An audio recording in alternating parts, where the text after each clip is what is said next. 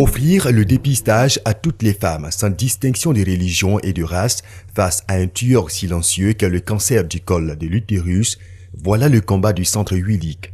La toute première expérience en Côte d'Ivoire a été menée en 2008 avec succès au centre de santé Akwaba de Derrière-Ouaf dans la commune de Port-Boué et a enregistré 146 femmes dépistées dont 11 positives, 10 traitées à la cryothérapie et une femme référée au CHU de Yopougon. Les raisons de cette lutte trouvent ses fondements dans le désir du docteur Hucher de mettre à profit la technique révolutionnaire de l'inspection visuelle à l'acide acétique acquise lors d'une formation à l'extérieur. J'avais été formée pour cette inspection-là au Malawi il y a quelques mois et j'ai senti le besoin de venir l'appliquer en Côte d'Ivoire parce qu'elle me semblait très simple et très pratique. Et la méthode qu'on avait autrefois, c'était la méthode du dépistage par frottis. Et la méthode du dépistage par frottis, c'est excessivement cher, ça demande du matériel, ça demande du personnel, des produits. Et ce n'était pas possible de pouvoir faire une méthode de dépistage dans la masse. Donc cette expérience d'IVA à l'inspection visuelle à l'acide acétique semblait la plus intéressante et à appliquer. Cette action va mobiliser l'ONG JPAIGO, le Plan national de lutte contre le cancer, le Fonds des Nations Unies pour la population UNFPA et aujourd'hui VEMCO et la Ligue ivoirienne contre le cancer par la formation d'agents de santé et l'équipement de centres de santé pour la pratique de cette technique. Le combat du centre Huilic s'inscrit dans la dynamique de la Ligue ivoirienne contre le cancer qui a jeté les bases de la lutte contre cette maladie redoutable à travers la sensibilisation. Mais beaucoup d'efforts restent encore à faire car la Côte d'Ivoire compte des centaines de structures de santé toutes catégories confondues. En attendant, la maladie ronge de nombreuses femmes urbaines et rurales faute de dépistage précoce. Très préoccupés par leur sort, Dr Hucher et le centre Huilic initient une opération de dépistage mobile du cancer du col de l'utérus à l'inspection visuelle à l'acide acétique avec le soutien de la Ligue ivoirienne contre le cancer. Les dames dans les centres de santé viennent, se déplacent pour aller dans les centres de santé. Mais que se passe-t-il pour les femmes qui sont assises au village, qui sont dans des villages, dans des coins éloignés comme ici où il a fallu qu'on apprenne la pirogue pour arriver? Bon, il y en a qui vont se dire, bon, mais je n'ai rien, j'y vais pas. Et surtout qu'en plus, les gens pré-cancéreuses n'ont pas de signes, n'ont pas de symptômes, la plupart du temps.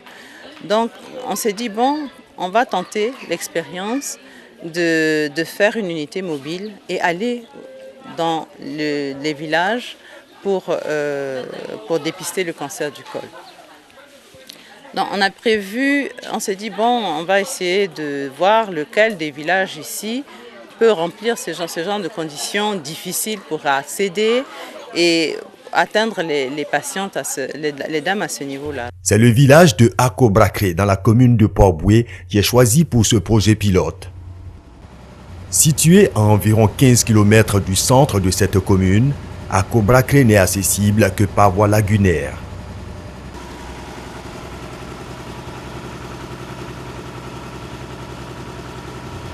Ici, ce sont des embarcations de fortune qui assurent le transport.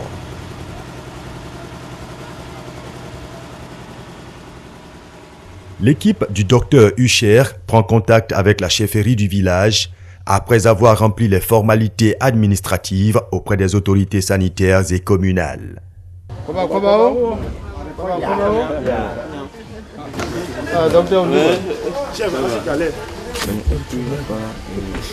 On sacrifie d'abord à la tradition en offrant des bouteilles de liqueur.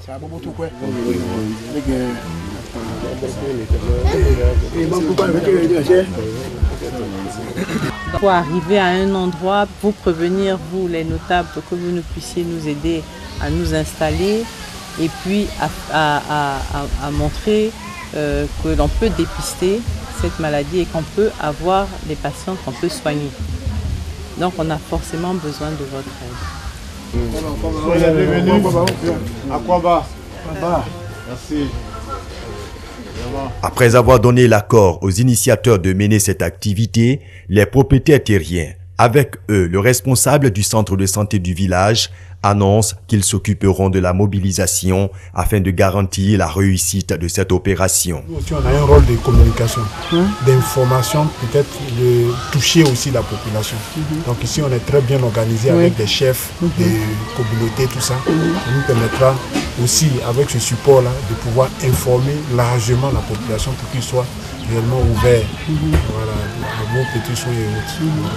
Sinon, nous sommes vraiment disposés. Et c'est aussi encore une marque de considération parce qu'il y a plusieurs villages qui sont dans la localité. Si on a été choisi, je pense qu'on ne fait que réellement vous dire merci.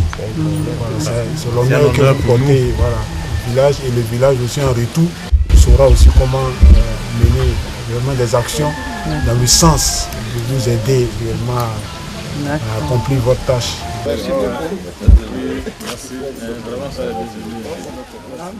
Le site est choisi. Les installations sont faites la veille du jour du dépistage.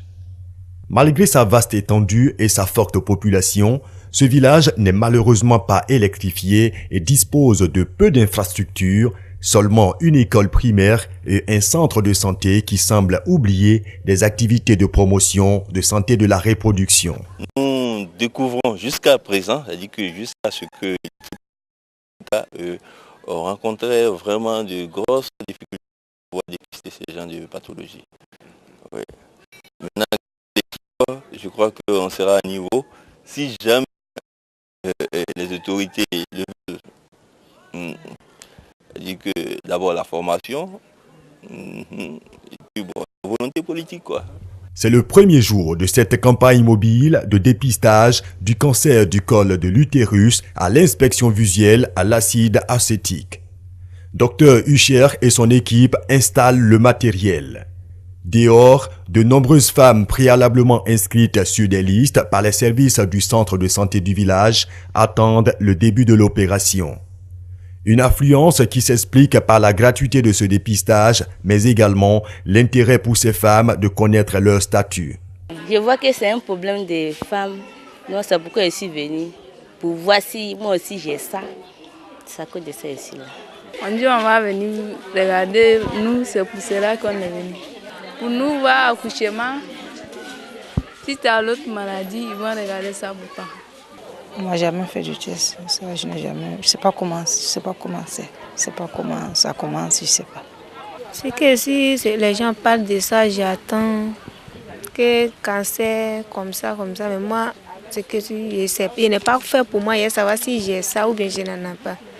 Les femmes sont ensuite préparées au dépistage à travers une séance de sensibilisation sur le cancer du col de l'utérus, mais également celui du sein par l'éducation à l'autopalpation. Le cancer du col, c'est une maladie. Une maladie qui se développe au niveau du col. Le col, est-ce que vous savez ce que c'est? Quand le bébé sort, il sort de l'utérus. Il part de l'utérus et puis il sort par le col. C'est la porte. Et c'est ce col-là. Quand vous lavez, ce que les gens appellent brûlement. Quand on se lave et qu'on touche une masse molle, c'est ça qui est le col. Donc ici par exemple, vous allez voir le col qui est là. Hein? Quand la femme est enceinte, son utérus la gonfle jusqu'à prendre tout le bébé.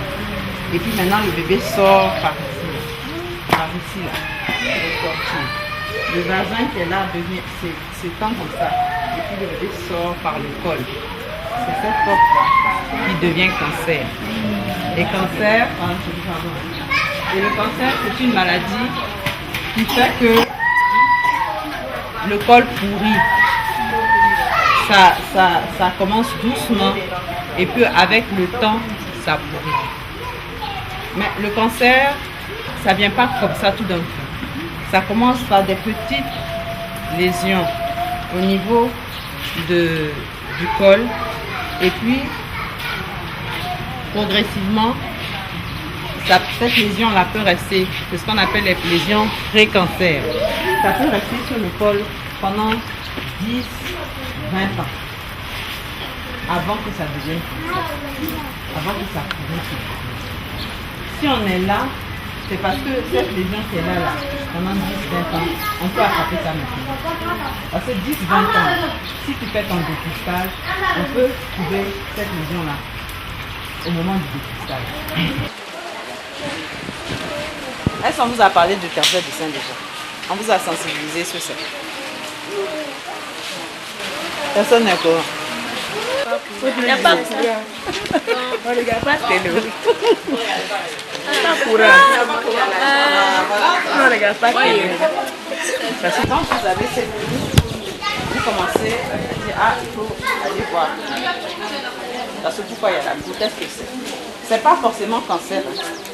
Ça peut être une boule qui n'est pas cancer, on enlève et puis c'est tout. Mais ça peut être aussi cancer. Donc c'est pour ça qu'il faut aller quand même voir le docteur. À ce moment-là, on vous fait la mammographie, on fait la radio, on fait tout ça. Mais la façon la plus simple de détecter, c'est de chercher cette boule. Okay?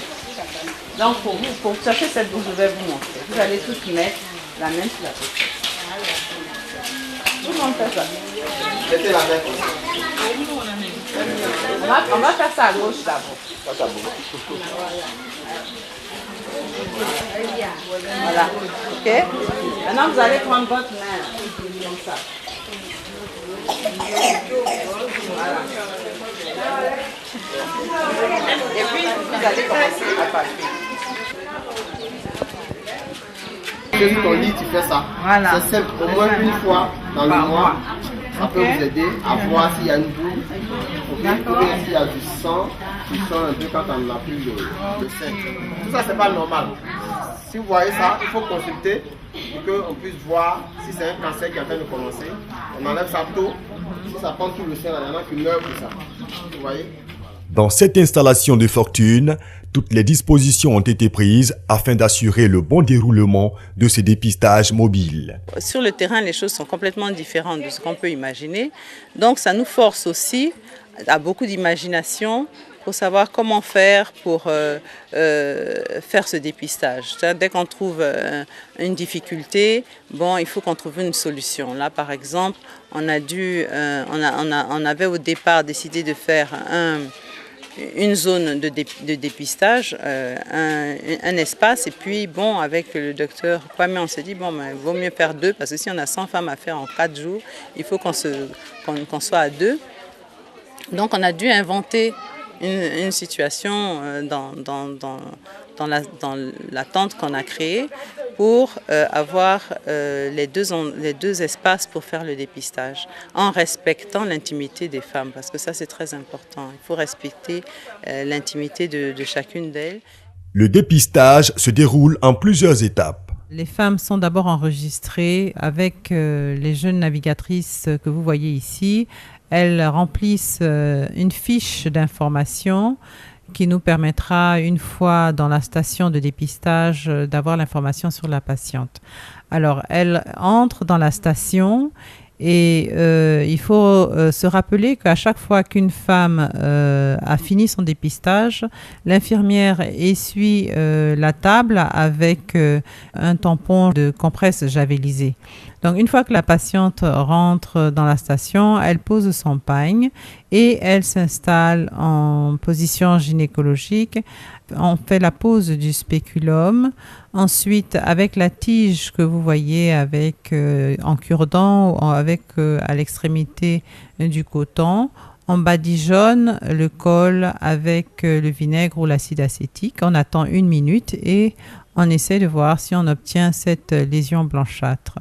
Alors, 2 situations. Dans le cas où la patiente est IVA négative, elle se relève et on lui donne une fiche sur laquelle on a inscrit son statut en lui disant qu'il faudrait qu'elle revienne dans 2 ans pour faire son dépistage, puisque c'est la volonté du plan national de lutte contre le cancer qui met à 2 ans le test à refaire à nouveau.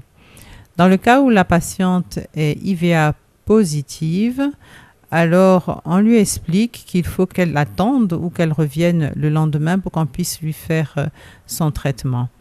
Donc, elle revient, on lui explique un petit peu ce qu'on va lui faire, mais une fois que l'IVA est positive, on le note également sur la fiche de renseignement après l'examen. Une fois qu'on a fait le test d'IVA, on faisait en même temps l'autopalpation du sein. Donc, vous voyez là, on palpe le sein de la patiente à la recherche d'un nodule. Et dans notre expérience que nous avons fait ici, nous avons eu un cas de patiente qui avait un nodule pour lequel on a fait une cytoponction immédiatement. Et également un autre cas qui avait un nodule au niveau du ganglion que nous avons ponctionné. Une fois qu'on a fait cette ponction, on a étalé le matériel de la ponction sur une lame et on a fait une coloration très rapide qui nous permettait de voir tout de suite les cellules que nous avons regardées au microscope. Ça nous a permis ainsi de trier la patiente, en particulier celle à qui on a fait la ponction du sein, pour savoir si le nodule était bénin ou malin. Le dépistage du cancer du col de l'utérus à l'inspection visuelle à l'acide acétique est instantané. Il permet ainsi très rapidement de détecter des cas positifs très spécifiques qui sont traités à la cryothérapie. On a vu maladie, maladie, je ne sais pas, je ne connais pas c'est quelle maladie. Bon, les patientes qui sont à traiter, une fois qu'elles rentrent au niveau de la station de traitement, on leur informe, on leur donne l'information de ce qu'on va exactement leur faire. D'abord, on demande leur consentement parce que c'est important, mais il faut aussi leur expliquer exactement ce qu'on va leur faire. Ça les rassure, donc on leur a expliqué comment on va faire le traitement d'abord. Il s'agit de refroidir la lésion sous cryothérapie. On utilise donc la bonbonne de gaz de CO2 que vous voyez ici, qui est rattachée à un tuyau et qui est maintenue par une espèce de pistolet au bout duquel il y a l'embout.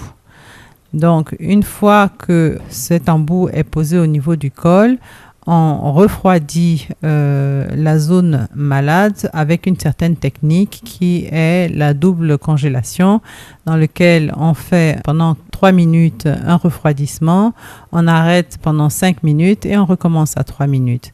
Donc, on essaie d'expliquer tout ça à la patiente et surtout qu'elle va entendre un bruit qui est un échappement de gaz et surtout qu'elle n'ait pas peur. Et on leur fait comprendre que c'est pas douloureux et que surtout, il faut qu'elles préviennent si elles ont des signes un peu particuliers. D'abord, il y a des signes qui seront normaux parce qu'elles vont avoir un petit écoulement pendant au moins 1 mois d'un liquide un peu clair, donc ça c'est tout à fait normal. Mais si le liquide apparaît épais, jaunâtre, si elles ont de la fièvre, si elles ont de l'hémorragie, alors il faut absolument qu'elles reviennent dans le centre de santé de village pour voir la sage-femme qui elle aussi a été informée de toutes les patientes qui ont été traitées. Certaines patientes nous ont demandé si elles ont la possibilité d'avoir des rapports sexuels. Bon, on leur a dit que pendant la période de traitement, c'est-à-dire au bout de 1 mois, pendant toute cette période de 1 mois, il était préférable qu'elles n'aient pas de rapport sexuel, à moins que, si c'était vraiment nécessaire, qu'elles demandent à leur partenaire d'utiliser un préservatif. Malgré son caractère mobile, le traitement à la cryothérapie reste efficace. On n'a pas besoin d'un endroit spécifique pour dire que la qualité du traitement n'est pas touchée. Le traitement qui est fait, quel que soit l'endroit, à partir du moment où on a toutes les dispositions, je pense que le traitement est le même. Et donc la qualité est en tout cas de mise. Donc il n'y a pas de problème de qualité à ce niveau. Parce que nous appliquons les mêmes directives qu'on a, quel que soit l'endroit où on est. On a une bonbonne, on n'a pas besoin d'électricité. Et à ce niveau, il n'y a pas de problème. Ici, l'intimité est respectée, on peut appliquer le traitement. Parce qu'on n'a pas besoin forcément de 4 murs, qu'on soit dans une tente ou dans une case de santé, tout ça, on peut appliquer le traitement. Afin de faire la promotion du dépistage du cancer du col de l'utérus pour les prochaines échéances, des t-shirts confectionnés par le Centre Huilic avec l'appui de ses partenaires sont distribués aux femmes à la fin de leur dépistage. Prévu pour un échantillon de 100 femmes, ce sont plus de 100 qui ont été dépistées et des dizaines qui n'ont pu en bénéficier faute d'intrants. Une expérience enrichissante qui doit être rééditée grâce à l'aide des autorités selon l'initiatrice. Dans le bilan, nous avions eu 109 femmes que nous avons dépistées. 17 d'entre elles étaient IVA positives, donc ça représentait à peu près 15%. 15 ont été traitées à la cryothérapie. Une avait une lésion beaucoup trop large pour la traiter sur place, donc elle a été référée. Une autre avait un aspect de col cancéreux. Elle venait d'accoucher d'1 mois. Elle aussi, on a essayé de la prendre en colposcopie également. Après, on l'a référée aussi. Nous avions eu une dame pour laquelle on avait ce fameux ganglion avec fièvre qui a été également référée. Et une autre dame qui avait une lésion des multiples nodules au niveau du sein. Donc voilà à peu près le bilan que nous avons eu. Et on a remarqué que pour cette expérience, on avait pratiquement 15% d'IVA positive, alors que notre première expérience que nous avions faite à Port-Bouët, nous avions à peu près 7%.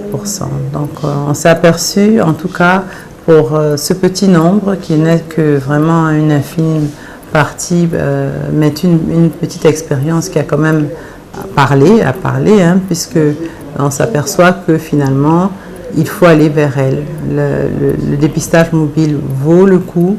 Il faut vraiment aller vers ces dames. Elles sont la plupart du temps complètement illettrées. Une prise en charge complète exige un suivi. Ce volet, Dr Hucher et son équipe le prennent en compte dans le cadre de leur projet. Le suivi est très important. Nous avons bien compris qu'il fallait mettre en place tout un système pour suivre toutes ces patientes, sinon elles se sentent perdues, abandonnées. Donc pour ça, nous avions établi 2 jeunes filles qui sont les navigatrices et qui s'occupaient d'elles. Elles prenaient leur numéro de téléphone, elles allaient les chercher au bord de la rive à une date prévue et on les faisait suivre régulièrement. Durant 3 jours, Dr Hucher et son équipe ont bravé tous les obstacles pour l'organisation de ce projet pilote. La traversée de la lagune à bord d'une pinasse artisanale, de jour comme de nuit, et même sous la pluie. Le dépistage parfois tard le soir grâce à un générateur. Étendre le dépistage mobile du cancer du col de l'utérus à l'inspection visuelle à l'acide acétique sur toute l'étendue du territoire ivoirien, surtout dans les endroits les plus reculés, voilà l'objectif à terme du centre Huilic, et cela grâce à votre aide pour sauver la vie de milliers de femmes.